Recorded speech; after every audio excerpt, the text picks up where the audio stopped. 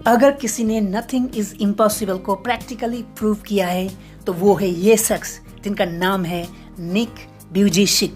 Tetra Amelia syndrome नामक बीमारी की वजह से इनका जन्म हाथों और पैरों के बिना ही हुआ था। बचपन में ये कई बार आत्महत्या करने के बारे में सोचते थे। उन्होंने जीवन के हर एक ऑब्स्टेकल को ओवरकम की और आज वो दुनिया के सबसे इन्फ्लुएंशियल मोटिवेशनल स्पीकर में से एक हैं।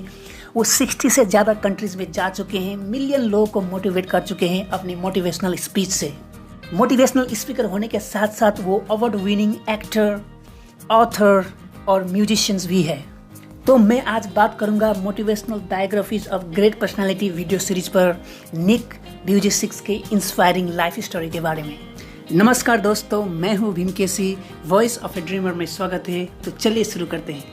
दोस्तों, जब भी हम लोग फिजिकली डिसेबल पर्सन्स को देखते हैं तो हमारे दिमाग में ये धारणा आती है कि वो उन सभी एक्टिविटीज़ में इन्वॉल्व नहीं हो सकते हैं जो बाकी लोग होते हैं। लेकिन निक ऐसे एक्टिविटीज़ में इन्वॉल्व होते हैं वो एक साधारण इंसान के लिए भी काफ़ी मुश्किल होती है। वो हाथों और पैरों के बिना ही फुटबॉल खेलते हैं, आसानी से स्विमिंग करते हैं, स्काई डाइविंग करते हैं और वो गोल्फ भी खेलते हैं।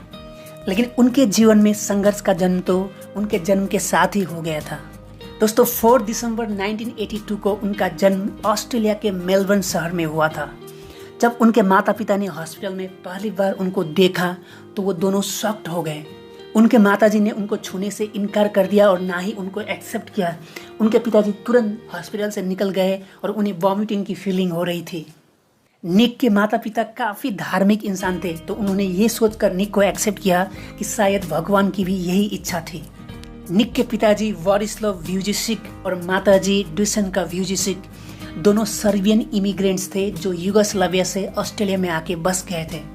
यूगोस्लाविया पहले कंट्री हुआ करती थी, लेकिन अर्ली 90s में ये टूट गई और उसी से आज बहुत सारे कंट्री जैसे क्रोएशिया, मैसेडोनिया, सर्बिया, स्लोवानिया जैसे कंट्री यूगोस्लाविया से ही टूट के बने हैं। निक के माता पिता ने बचपन से ही निक को बहुत ही ज़्यादा सुविधाएं और प्यार दिया, क्योंकि वो चाहते नहीं थे कि निक बाकी बच्चे से अलग फील करे और निक खुद को एक अनलकी महसूस करे।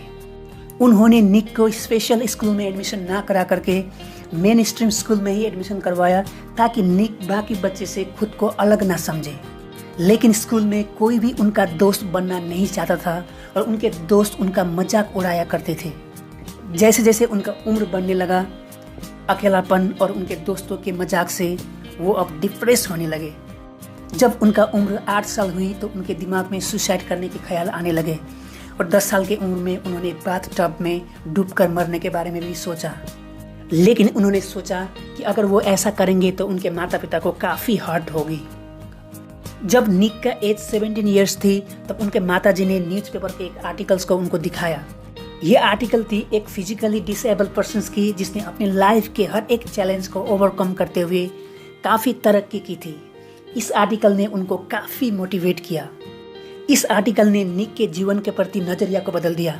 वो अब जीवन को एक अपॉर्चुनिटी के रूप में देखने लगे। इसके बाद वो अपने माता पिता के साथ चर्च जाने लगे और वहाँ पर उन्होंने अपना मोटिवेशनल स्पीच देना शुरू किया। उनके इंस्पायरिंग वर्ड्स से काफ़ी लोग मोटिवेटेड हो गए और जगह जगह से उनको मोटिवेशनल स्पीच के लिए इन्विटेशंस आने लगी। उनके अनुसार सबसे बड़ी डिसेबिलिटी हाथ का या पैर का ना होना नहीं है, बल्कि सबसे बड़ी डिसेबिलिटी है डर, फियर।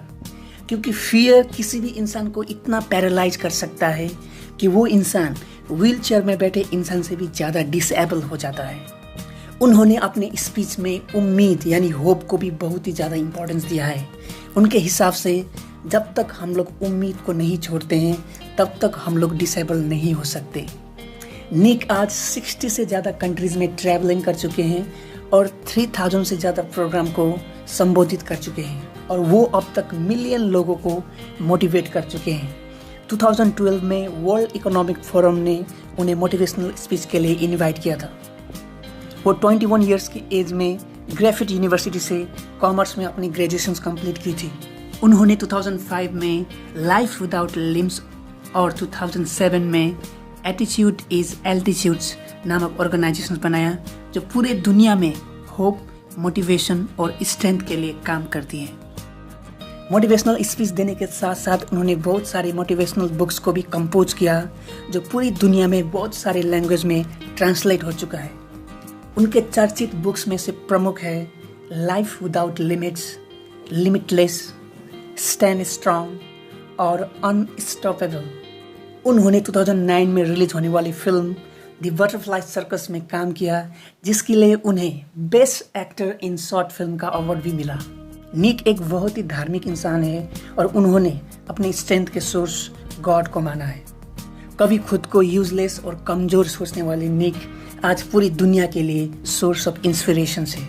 वो आज भी 37 इयर्स ओल्ड है और एक्टिव है। उन्होंने 2012 में कैनी मियाहारा के साथ शादी की थी और वो आज 4 बच्चे के पिता हैं। दोस्तों, हम लोग निक व्यूजेसिक के ज़िंदगी से क्या सीख सकते हैं? हम ये सीख सकते हैं कि कभी भी खुद को कमज़ोर और लाचार नहीं समझना चाहिए। दुनिया की ऐसी कोई ऑब्स्टेकल नहीं है जो हमारी ताकत से बड़ा हो। अगर हम लोग उम्मीद को नहीं छोड़ते हैं और लगातार कोशिश करते हैं तो हमें अपने गोल को अचीव करने में कोई नहीं रोक सकता। तो आज के इस वीडियो में इतना ही दोस्तों। मुझे उम्मीद है कि आपको ये वीडियो पसंद आया होगा। नॉलेजेबल, मोटिवेशनल और इन्फॉर्मेटिव वीडियोस के लिए आप मेरे चैनल को सब्सक्राइब करके बेल आइकन को दबा सकते हैं। तो मिलते हैं अगले वीडियो में। Thank you for watching.